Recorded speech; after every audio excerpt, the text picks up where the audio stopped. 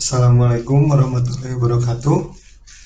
Di sini saya akan mempresentasikan hasil rangkuman materi pertemuan 8 sampai 12 pemrograman web Prodi Informatika. Presentasi ini yaitu untuk memenuhi tugas UK 2 yang diampu oleh dosen Pak Ali Tarmuji. Sebelumnya perkenalan dulu, nama saya Muhammad Abdul Islami Solihin dengan NIM 21000 18354 dari kelas G Prodi Informatika Universitas Samadangan.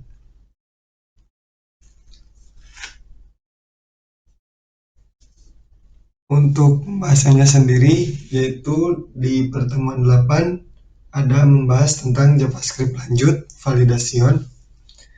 Untuk pertemuan ke-9, web server side programming, web server, sintak dasar server scripting.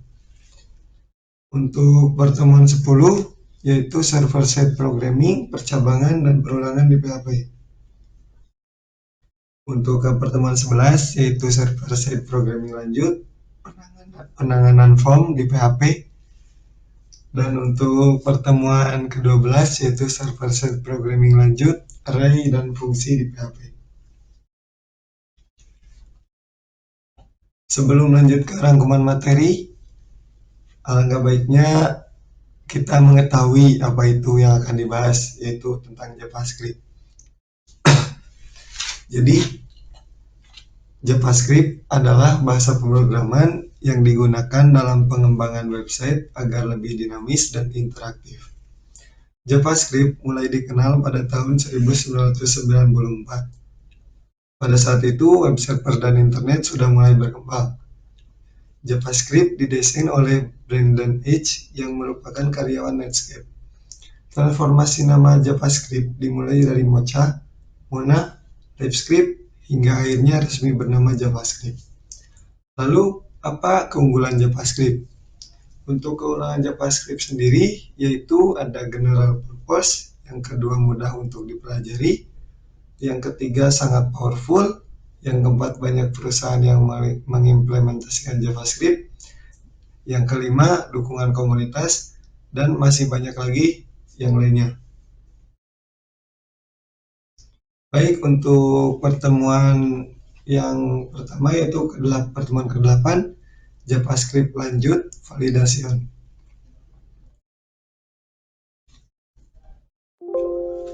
Untuk tugas 8 pemrograman web, yaitu tugasnya adalah menambahkan fungsi validasi di tiap inputan sesuai dengan karakteristik tipe dan aturan input di form inputan. Dan untuk script saya menambahkan fungsi var.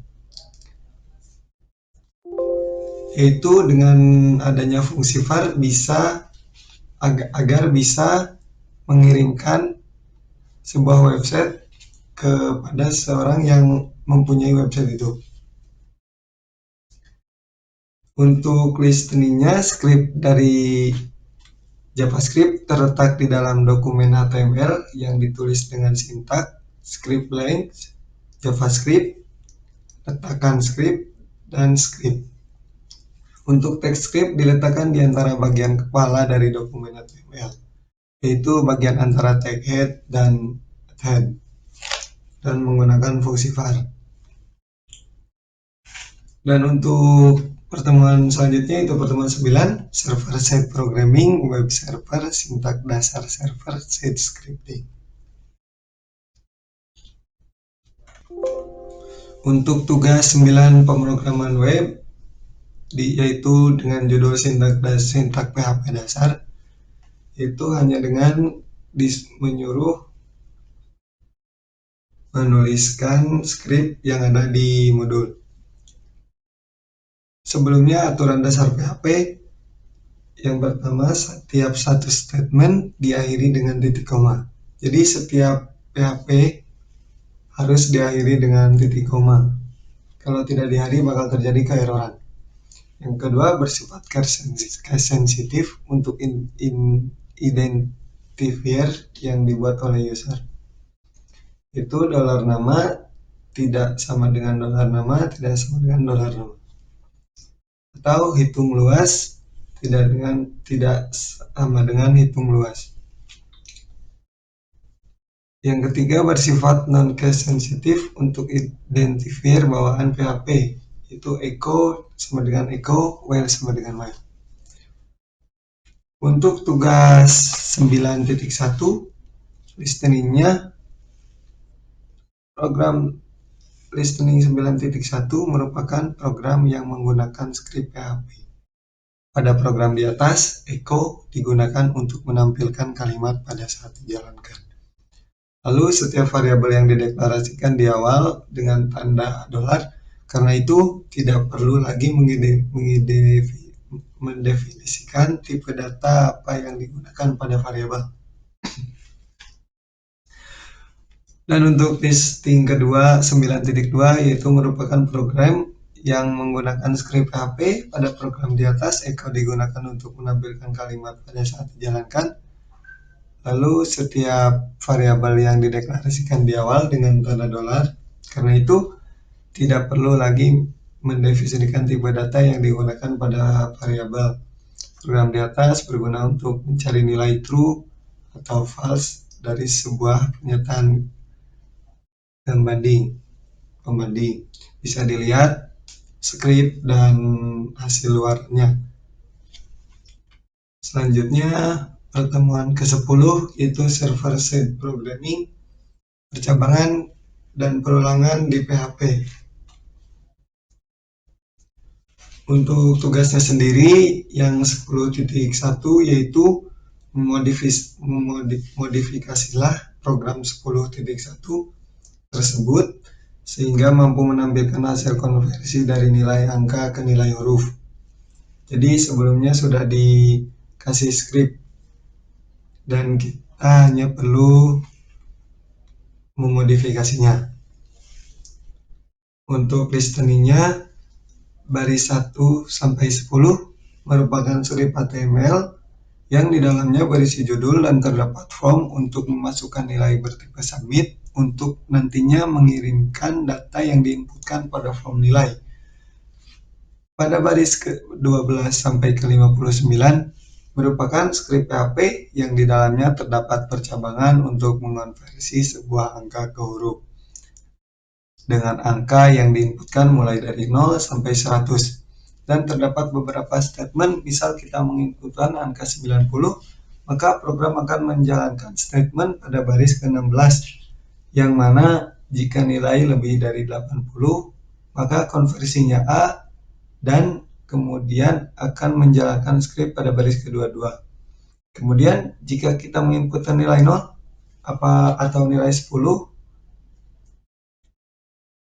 maka akan menjalankan statement pada baris ke-57 dengan nilai E, di mana pada baris ke-52 terdapat statement jika nilai lebih besar dari 40 maka nilai D dan gagal.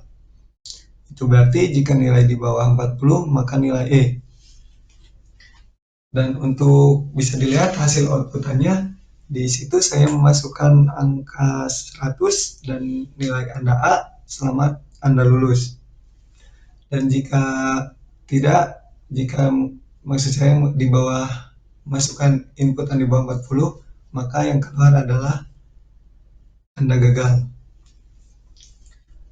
Dan untuk yang 10.2 membuat suatu segitiga bintang seperti membuat segitiga bintang berdasarkan alur program JavaScript. Dan listeningnya yang program saya, pada program itu terdapat 3 variabel yaitu baris, nilai, dan tinggi, di mana terdapat sebuah keterangan bahwa nilai dari tinggi pada program di atas adalah 5. Pada baris 8 terdapat for dengan sebuah kondisi untuk mengatur spasi, dan pada baris 12 terdapat sebuah kondisi untuk menampilkan bintang. Dan di program saya memasukkan angka 5, jadi baris ke bawahnya itu 5. Untuk selanjutnya yaitu pertemuan ke-11, server side programming lanjut, penanganan form di PHP. Sebelumnya, penanganan form, ruang lingkup materi, yaitu 1. Berbagai cara penanganan form, 2. Form input tipe teks dan password, 3. Form input tipe radio, 4. Form input tipe checkbox, 5. Form input tipe teks area, dan yang ke-6 form validasi. Hal penting dalam perancangan form yang harus diperhatikan: 1. Metode, menentukan bagaimana data inputan dikirim dan diproses oleh PHP. Metode terdapat 2 macam, yaitu get dan post. Yang kedua, action, yaitu menentukan di mana data inputan dari form diproses. Yang ketiga, submit button, yaitu tombol yang berfungsi sebagai trigger pengiriman data dari form inputan. Baik, untuk tugas 11 pemrograman web, untuk tugasnya yaitu sesuaikan materi perkuliahan, buatlah program sesuai listing-listing yang tertera dalam slide materi kuliah tersebut. Jadi kita menuliskan skrip yang ada di modul. Untuk yang pertama yaitu skrip form digabung dalam satu file. Baris ke-5 sampai 8 berisi atribut-atribut untuk membuat form yang nantinya form tersebut diisi dengan nama. Kemudian program akan menjalankan statement pada baris ke-12, yaitu mengoutputkan nama. Yang kedua yaitu script form dipisah dalam file yang berbeda. Method post, listingnya proses pengolahan form dilakukan pada dokumen file yang berbeda. Ketika form kita isi kemudian disubmit, maka akan browser pindah ke program olah form 2b.php. Bisa dilihat hasil outputnya yang berbeda, yaitu untuk yang kedua langsung ke nama Anda klik 2b. Yang pertama ada yang tempat kita menginputkannya masih ada. Untuk yang ketiga, script form dipisah dalam file yang berbeda, method get. Listingnya untuk program dengan menggunakan method get yang membedakan dengan method post adalah pada method post tidak menampilkan nilai atau data yang dikirim melalui URL, sedangkan method get menampilkan nilai atau data yang dikirim melalui URL. Untuk yang keempat yaitu form input tipe teks dan password. Pada script HTML terdapat beberapa atribut input bertipe teks untuk nantinya kita inputkan nama pada browser, dan atribut bertipe submit untuk mengirim data. Pada script PHP terdapat if yang di dalamnya terdapat beberapa statement untuk menerima data dari program olah form teks 3A. Dan pada baris 8-11 berfungsi untuk menampilkan nama yang tadi diinputkan. Bisa dilihat hasil di script dan hasil luarannya. Itu di daftar teman-temanku belajar PHP, yang pertama saya masukkan nama Agus, yang kedua Ujang, 3 Asep, dan 4 Sarsum. Dan outputnya yaitu menampilkan hasil yang tadi saya inputkan. Untuk yang kelima, login, input tipe teks dan password. Pada script HTML ini terdapat atribut input bertipe teks dengan nama username dan input bertipe password dengan nama password. Kemudian input bertipe submit dengan nama login dan input bertipe reset. Pada script PHP terdapat if yang isinya merupakan isi username dan juga password. Jika data yang kita inputkan sesuai, maka akan menjalankan statement pada baris kelima, dan jika tidak sesuai, maka akan ditampilkan adalah statement baris 8. Bisa dilihat hasil outputnya. Silakan login ya. Saya masukkan username dan password yang sesuai dengan program saya, dan hasilnya yaitu login berhasil, selamat datang. Tetapi jika saya memasukkan username dan passwordnya berbeda, maka yang hasil outputnya yaitu login gagal. Username atau password yang Anda masukkan salah. Untuk yang selanjutnya, yang keenam, input tipe radio. File input radio.php berisi script HTML. Di dalam tag body berisi atribut input bertipe radio dengan nama prodi dan atribut value digunakan untuk nilai isi awal untuk input tipe radio. Kemudian script kedua yaitu menggunakan method post untuk submit. Bisa dilihat hasilnya, pilih program studi dan saya memilih teknik informatika. Yang keluar yaitu program studi yang saudara pilih adalah TIFF. Untuk yang selanjutnya yaitu input tipe checkbox berarti yang ketujuh, input tipe checkbox.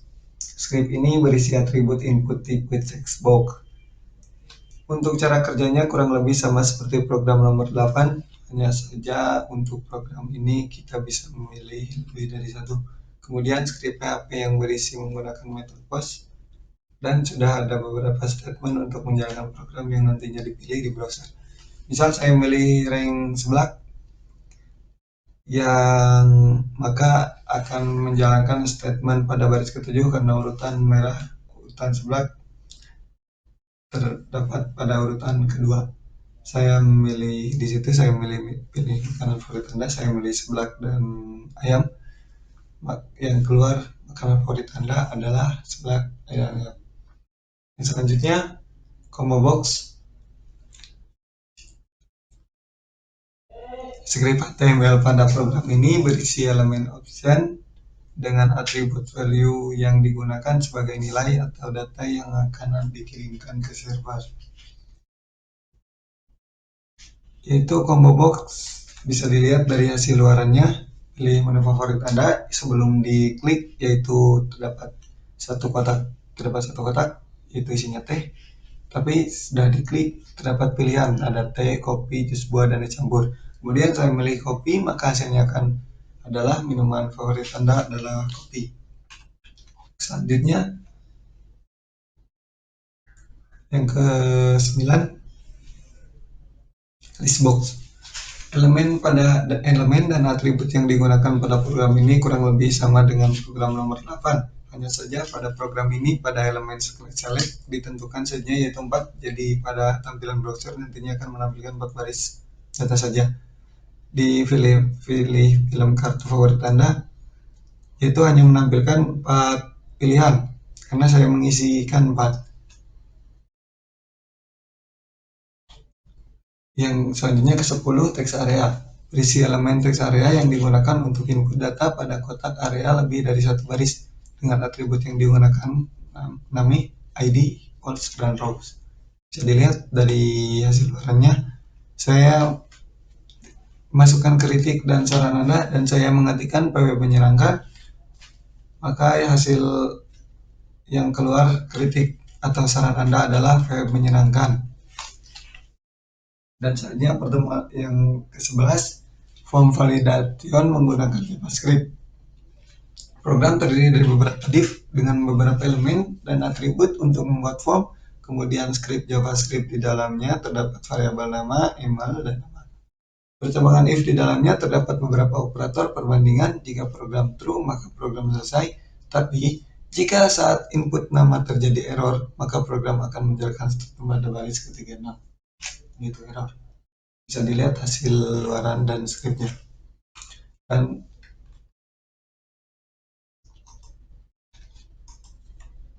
untuk yang ke-12, form validation.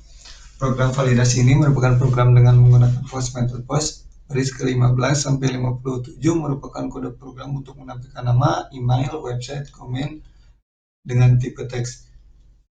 Jika program tidak error, maka saja program baris 108 sampai 118 akan dijalankan.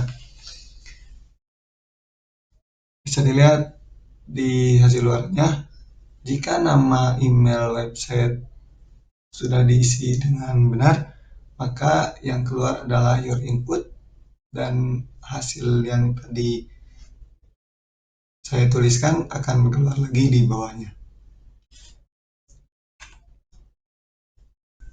Untuk selanjutnya yaitu pertemuan ke-12, server side programming lanjut, array dan fungsi di PHP. Sebelumnya kita harus mengetahui dulu, sebelum lanjut ke materi rangkuman, kita harus mengetahui dulu apa itu array dan fungsi DKP. Array merupakan tipe data terstruktur yang berguna untuk menyimpan sejumlah data yang sama. Dan fungsi adalah jenis struktur data yang memungkinkan kita untuk menyimpan beberapa elemen dari tipe data yang sama di bawah satu variabel tunggal.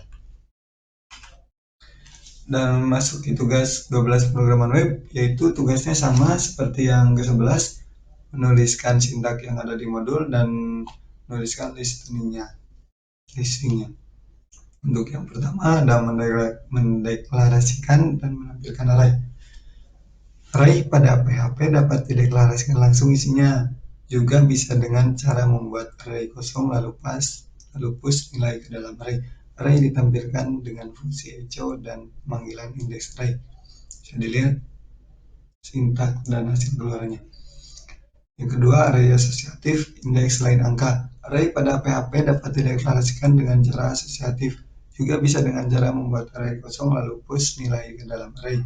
Array ditampilkan dengan fungsi echo dan pemanggilan indeks array. Yang ketiga, menampilkan seluruh isi array dengan for dan for each. Jika for digunakan sebagai struktur kontrak dengan tujuan utama, sedangkan for each ialah loop khusus untuk digunakan array dan koleksi. Untuk yang keempat, menampilkan seluruh isi array asosiatif dengan for each dan while list. Jenis perulangan for each digunakan untuk tipe data array, baik array asosiatif maupun array terindeks. Lalu while list digunakan untuk menetapkan atau mendapatkan nilai ke daftar variabel dalam suatu operasi. Bisa dilihat hasilnya. Dan yang kelima, mencetak struktur array. Dalam struktur array terdapat fungsi print. Fungsi print adalah fungsi untuk memformat teks atau string. Fungsi ini akan mengembalikan panjang dari teks dan dieksekusi. Untuk yang keenam, mengurutkan array dengan sort dan rsort. Sort digunakan untuk mengurutkan secara ascending, sedangkan rsort digunakan untuk mengurutkan secara descending. Bisa dilihat hasilnya. Untuk yang sort mengurutkan dari nilai terkecil hingga terbesar, dan rsort yaitu sebaliknya, dari yang terbesar hingga terkecil. Tugas ketujuh, mengurutkan array dengan assort dan rsort.